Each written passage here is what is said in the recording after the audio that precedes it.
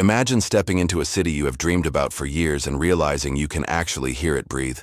No wall of selfie sticks, no hour-long lines, no surge pricing that makes dinner feel like a splurge you did not plan for.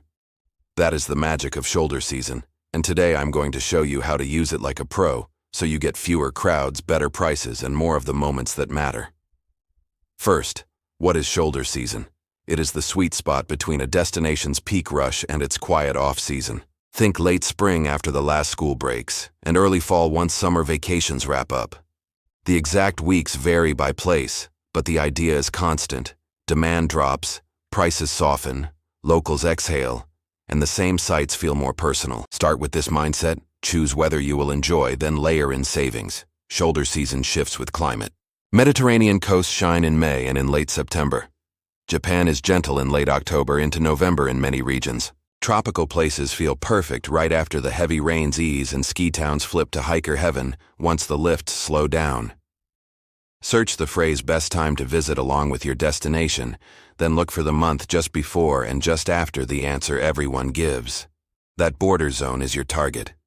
Next, use flexible dates like a lever. When flight sites allow it, view a whole month, not a single day. You will see dips that line up with shoulder weeks. Tuesdays and Wednesdays often price lower, and arriving first thing in the morning helps you beat any short lines that remain. If you must connect, try to avoid the tightest layovers in shoulder season weather because spring showers and fall winds can nudge schedules.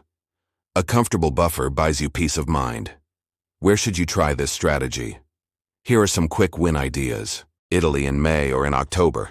Warm days, lighter lines at the Colosseum and the Uffizi, easier reservations, and truffle season in parts of the country. Greece in late September. The sea is still swimmable, ferries are calmer, and sunset dinners are easier to book. Spain and Portugal in April or in early November. Patio weather in the south, museum time in the north, and better hotel deals than midsummer. France outside Paris in May or late September. Lavender regions wake up, wine regions harvest. Coastal paths are walkable without the heat haze. The United Kingdom in late April or early October.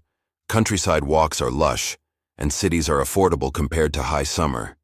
Japan in late November outside the exact peak leaf weekend, or in late March before cherry blossoms hit full fever. Temples feel serene again. Southeast Asia in late November or early December for parts of Thailand and Vietnam. Rains ease and prices have not spiked yet. Bali in May or in early June. Clearer skies and calmer beaches.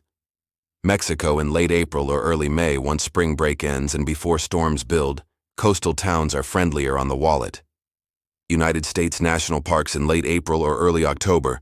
Lodge prices dip, and trails feel like yours.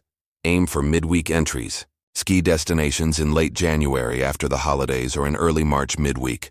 Lift lines shrink, accommodations cut rates, and snow is still real. Now let us talk booking strategy. Airlines and hotels respond to demand, so shoulder season is when your flexibility pays off. Compare main city airports with smaller neighbors. Sometimes a train or shuttle makes a nearby landing much cheaper. For hotels, look at independent boutique stays along with chains. Message properties directly and ask if they have midweek specials or breakfast included if you add one more night. Many do, but they rarely advertise it loudly. Keep cancellation terms flexible. Shoulder season weather is good, but not perfect, and a free change window lets you pivot. Activities are where the real joy happens. With fewer people, you can book experiences that sell out in summer. Think small group food tours, cooking classes, sunrise photography walks, and guided hikes. Museum passes become more valuable because you can actually use them fully. If a famous site requires timed entry, shoulder season still benefits from an early slot. You will feel like you have the place to yourself, and your photos will show it. Be smart about closures. Some islands and coastal towns power down after peak. Look at ferry timetables and opening hours for restaurants or attractions. If two of your must-do spots are closed, swap your dates a week earlier or pick a larger base city and day trip.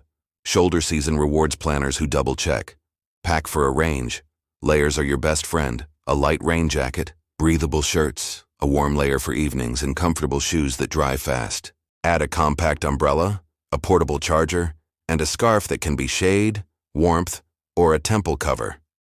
With the crowds thinner, You will walk more because it is pleasant again, so happy feet means a better trip. Budget-wise, think value, not just cheap. A shoulder season dinner at a spot that is impossible in July can be the highlight that defines the trip. Spend where memories grow. Save on things that do not change the experience. Public transport is easier without crush hour tourists, city passes stretch further, and rideshares drop in price when demand eases. For photographers and creators, shoulder season light is beautiful, softer angles, longer golden hours, fewer people in frame. Sunrise becomes realistic because you are not waking up at the crack of dawn in midsummer, and you can line up compositions without feeling rushed. If you are filming, your audio will thank you. Less background noise, more local life. Safety and respect still lead. Quiet streets are wonderful, but stay aware at night and let someone know your plans if you wander off the main path. Support local businesses that stay open year-round. Book with guides who live there. Tip fairly. Learn a few phrases. And travel with curiosity. When you visit outside peak, you get more time to talk with people who call this place home. Here is a simple playbook you can copy. Pick a destination and write down its peak month. Circle the month before and after. Check average weather and holiday calendars for those shoulder weeks, both local and your own. Set flight alerts with flexible dates and be ready to pounce when prices dip. Reserve a fully refundable stay, then fine-tune once activities are confirmed. Build a light daily plan, one anchor activity, one food goal, one open window for wandering. Leave room to be surprised, because shoulder season is full of gentle surprises. Let me paint a quick example. You want the Amalfi Coast. Peak is July and August. Shoulder is late May and late September. Fly into Naples with a flexible date search. Take the train to Salerno, then ferry to your town. Ferries feel like private tours in shoulder months. Book a family-run guest house with a terrace. Ask for a midweek discount. Hike the path of the gods in the morning. Eat seafood when the boats come in. Day trip to Ravello when cruise day visitors are few. And watch sunset without elbows. That is the shoulder season difference. Or try Kyoto. Peak blossom and peak foliage are intense. Aim for late November weekdays or late March before full bloom. Book a tea ceremony with a small group. Visit Arashiyama at opening. Explore lesser-known temples in the afternoon. And take a night stroll along quiet streets where the lanterns glow. You will feel the city as a living place, not a backdrop. If you have been waiting to travel because crowds felt overwhelming and prices kept creeping up, shoulder season is your invitation. It turns yes, but into yes and. Yes, you can see the icons, and you can hear your thoughts while you do. Yes, you can enjoy great weather, and you can sleep in a lovely hotel without wrecking your budget. Yes, you can eat where locals eat, and the table might just be waiting for you.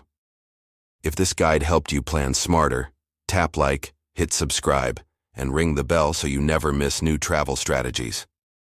Drop a comment with your dream shoulder season destination, and I will share tailored timing tips in a future video.